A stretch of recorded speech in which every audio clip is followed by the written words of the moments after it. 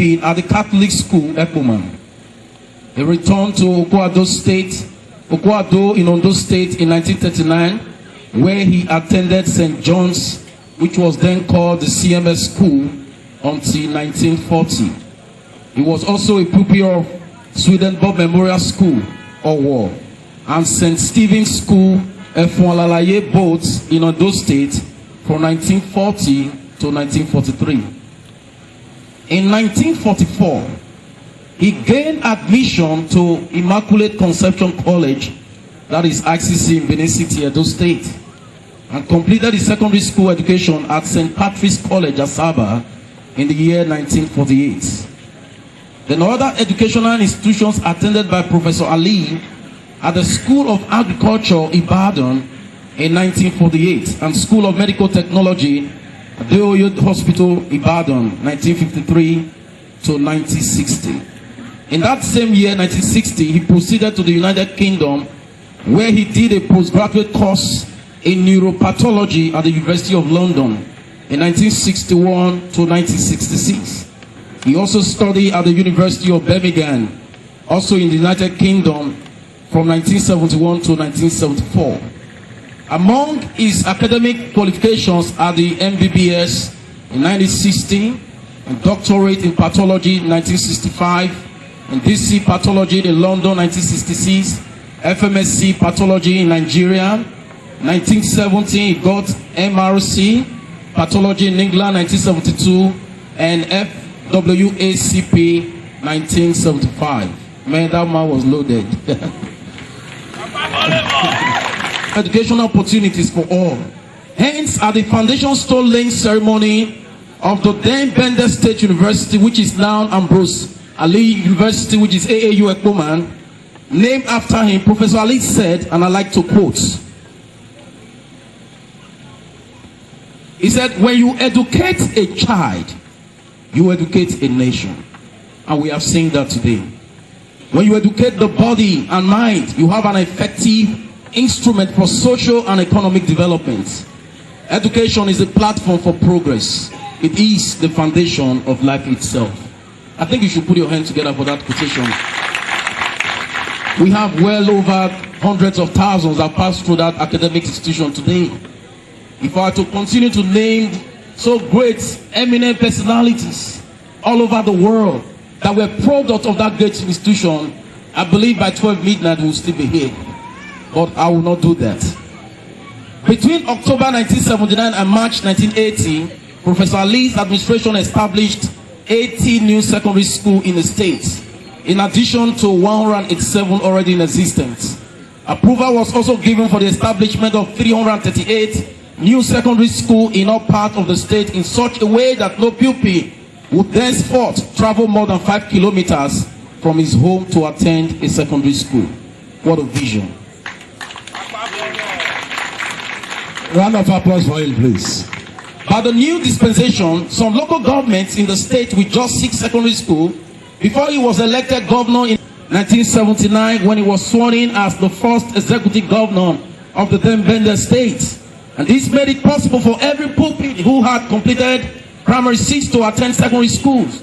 All these were at a time when some states in Nigeria had less than 50 secondary schools charged with high field section as in secondary schools.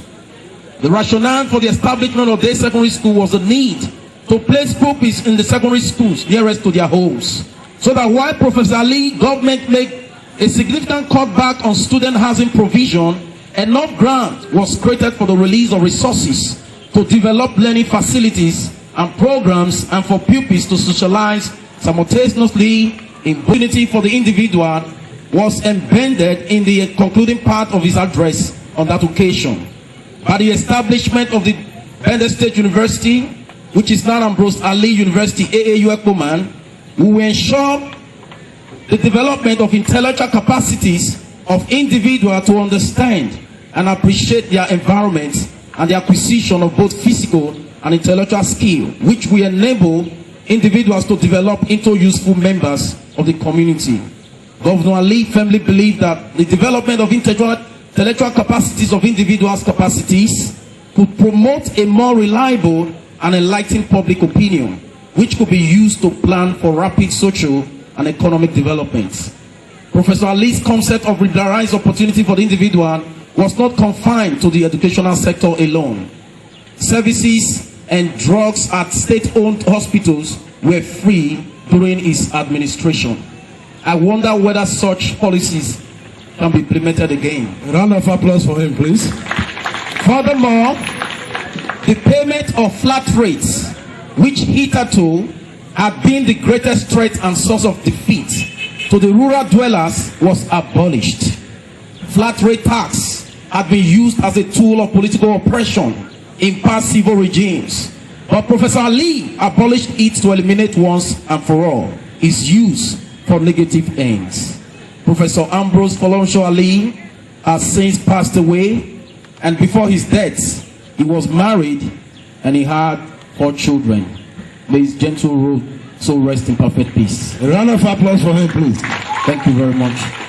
Us are from European community here in Ekpoma, from DJ Mecca. DJ, you are one European community.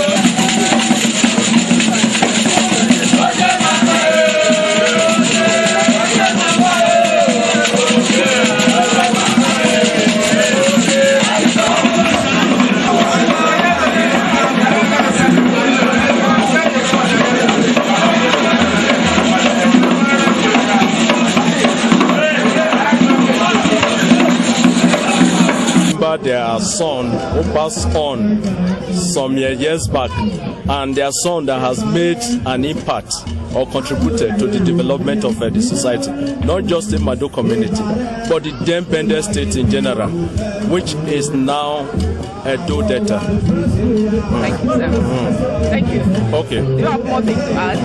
Eh? Do you have more things to add? No, but what I suggested is that this should be an annual event. And the scope should be widened to include other people, because Alli's impact was not just on Emado or Ekpoma or Edo State, but including Delta State.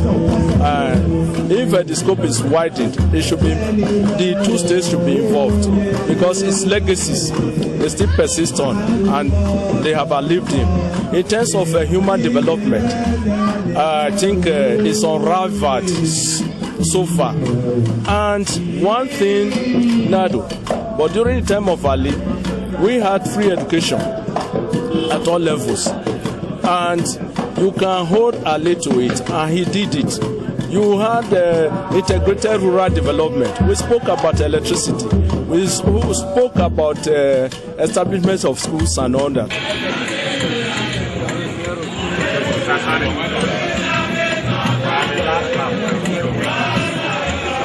Organize a forum like this? I'm a man who have passion for leadership. You understand? And if you, and the question again is even if you're motivated or you're driven by a particular lifestyle, what do you want to achieve, and what kind of leadership style do you want to adopt? I think Alli has everything. You know, God was the youths growing up. Like I said yesterday, I was addressing a certain group of press crew. You know, the future generation, we have to leave an antecedent, okay? Do something that it can always become a point of reference. And Alli was that. I would say he's the simplest man after Christ. I can say, yeah, he's really an ideal leader. So he's a reflection of my kind of person. And we want to showcase him, we want to project him so that others can emulate him. whether those already in the system or those aspiring to be. I think that is nothing else. And exactly. Thank you so much. Your son is being remembered today. If he were alive, he would be 81 years old today. This man is a great man. He was born on the 22nd of September. He died on the 2nd of September. It's wonderful. So we must keep his memory alive. Yes. It is beyond tribe. It is beyond political partyism. Yes. Here you have all parties in the country are here. So we are paying homage. We are paying tribute to the memory of our illustrious son. We can never get the type again. He has come, but he didn't die because he has left a name behind. He has touched the life of many people in this country, in this state, and in my quarters here. Now we can gyrate, we can shake our body. We have left darkness because of one man, Ali, who was selfless. Thank you so much. Yes.